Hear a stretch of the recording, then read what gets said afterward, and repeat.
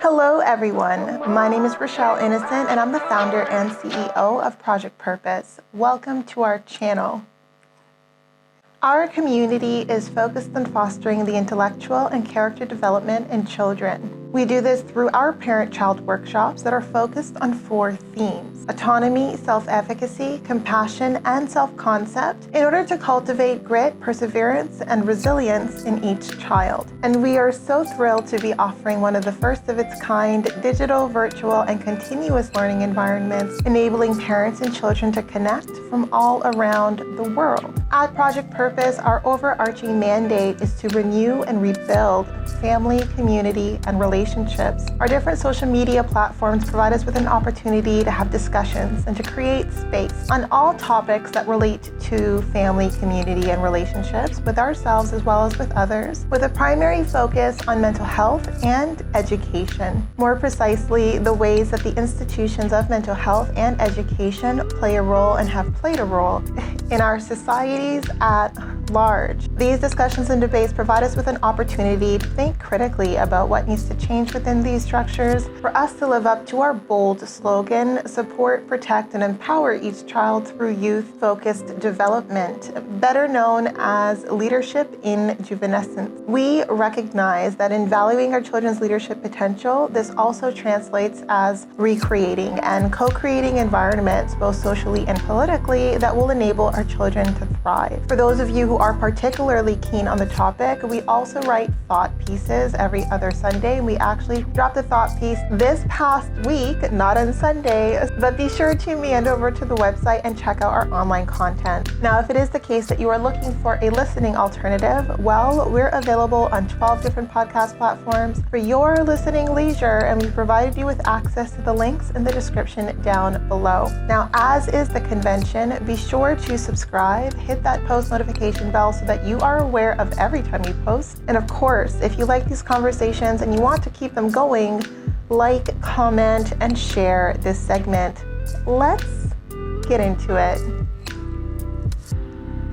Allô les meufs et les mecs. Hello everyone, and welcome back to another segment here on Project Purpose. For those of you who are new, we cover topics that relate to mental health, mental wellness, and education on a week-by-week basis. And today our topic of discussion is mental health. And on the conversation of mental health this week, I felt compelled to talk about picking and choosing our battles. Now, I've had a conversation on this topic before, figured let's address it again, but from a different vantage point. And so when it comes to picking and choosing our battles, I really do think that the battles that we choose are the battles that also choose us. So I think depending on the stage and phase that we're in our personal growth journey, the kind of battles that we face are going to be different. They're going to be determinant. The types of conflicts that we find ourselves in sometimes is based on the energy that we're attracting and some of the reasons why we're attracting it. But I wanted to be really transparent here when I talk about picking and choosing our battles, because I'm not being sanctimonious or, holier than thou when I talk about some of the tenets that I like to share on this platform to support our mental health. And I think when it comes to battling it out or dealing with conflict, that has been a very, very long journey for me. I think that full transparency, there are people out there in this world who can say, definitively, Rochelle, she definitely in daycare or when I was very, very young, I have always been a tussler, okay? So I've always been someone who was ready to deke it out and to battle it out. I've always been someone who was not only very vocal and very opinionated, but when I didn't have the ability to use my words, I have to say that when I was younger, I definitely was comfortable communicating my desires or my beliefs in other ways. And it's sad but true, but there are kids out there who said, definitely, I have been bitten by Rochelle. I definitely was a bit of a biter growing up as a child, as someone who would battle it out, and I never backed down, right? I was the kind of person, literally since out of the womb, who never backed out of a battle. I was always ready to tussle. I was always ready to go head to head with whoever it was that was in front of me. And I think that desire or that inclination shifted and changed with some of the experiences that I had. But I think that because I've had so many of those experiences in my formative and pre-adolescent years, the maturation that I experienced is really based on the fact that I gave myself the liberty to be, right? I gave myself the liberty to be angry, to be expressive with my anger in healthy and unhealthy ways, in toxic ways as well. And I think that because I gave myself that freedom, and a lot of it was to do with some of the trauma that I was unpacking and some of the issues that I was having at those points in times, but I think giving myself permission without shaming myself or demonizing myself for the fact that I felt this anger that I fortunately disseminated on the people around me, it allowed me to integrate that part of myself in a really healthy way. And I think when I say integrate, like there's no part of me that feels shame or feels haunted by like the anger that can exist in me or the ability to battle that is within me. But also it means that like my desire to battle is very different than what it used to be. And I think that my desire to battle, the more that I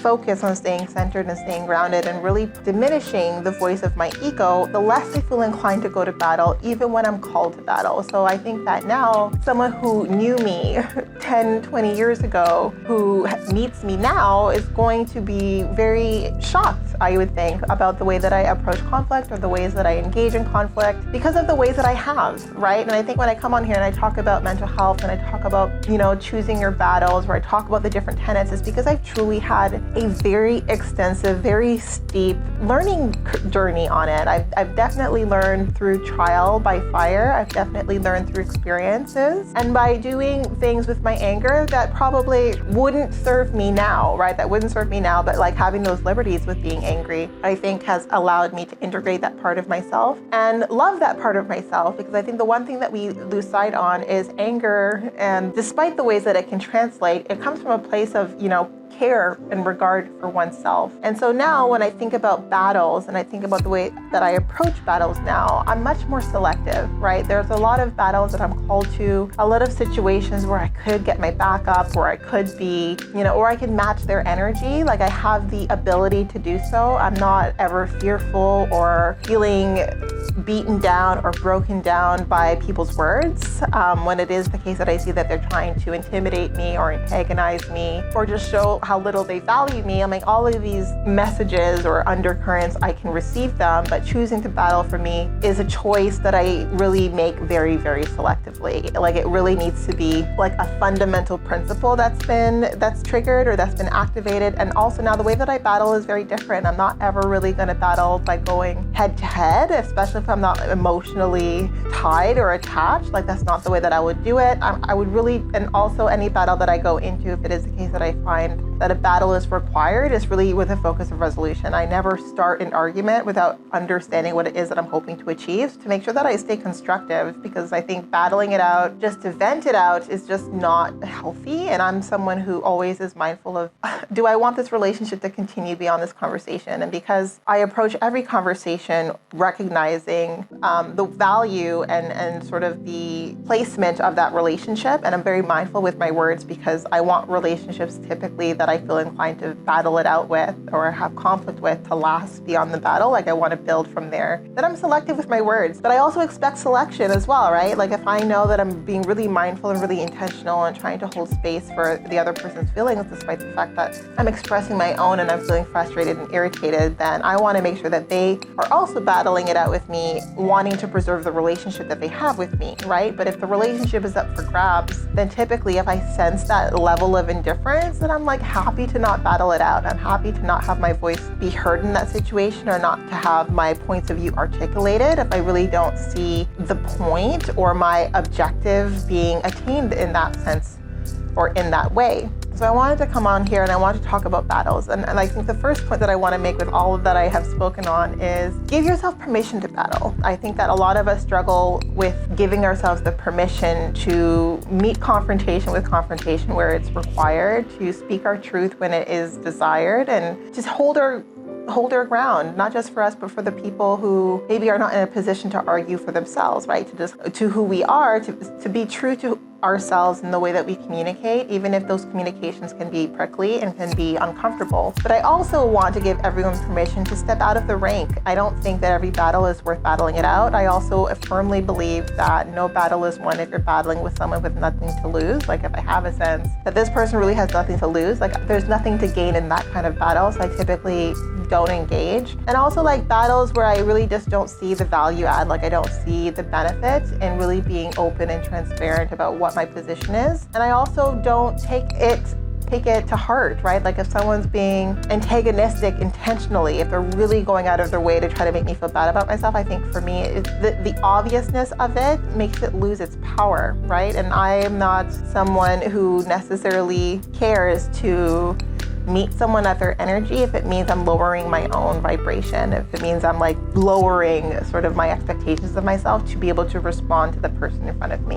And all of this again is a journey. I think who I am now, how I engage now is very different from how I've been. And I think loving myself through each stage and phase has been so into the becoming that I'm partaking in, to the development, the growth, the beauty that is my personality, and is all the ways that I see my own personal growth and my evolution from how I've shown up in the past. And I think that when it comes to battles, give yourself permission to battle, but choose your battles selectively and always maintain that connection to your higher self. Like if you're gonna battle in a way when you walk away, you feel proud about the way that you engaged and you interacted with someone. You feel good about the way that you held space for someone else's emotions and their opinions, and that you were still respectful. Like when they went low, you still chose to go high. And for me, that is an integral principle that I hold very close to my heart. Like I don't think that someone going low gives me permission to go low, because I want to engage in every conversation with my values that I hold when I'm in a steady, calm, happy state. I want to hold those values in place when I'm communicating, when I'm feeling flustered or frustrated or irritated.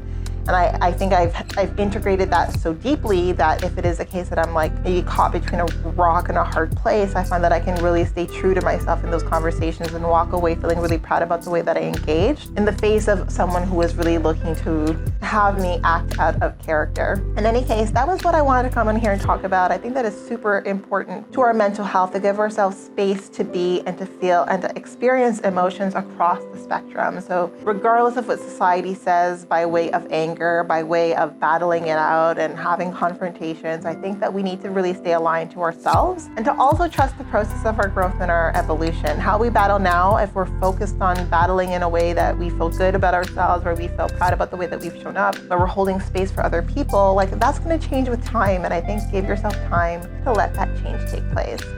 So that's it for now, but definitely not all. For letting you go, I would be remiss if I didn't let you know that we will be going live at least twice a month, every month for the foreseeable future on our Facebook page. So definitely be sure to tune in. Now, these events are paid events, so if you do see yourself participating in our community on an ongoing basis, then I do suggest that we take a look at some of our package plans. Yes, so we do offer package plans over and above our live events, as well as access to webinars and workshops largely focused on self-mastery over and above those live events. So definitely be sure to check all of those out and be part of the Game Changer community. Be part of the change that you want to see, giving us a small role to play in your journey. We are on the road to 1K, so definitely be sure to follow us across all of our social media platforms. Give us a like, and we look forward to chatting with all of you very soon. We'll talk to you later.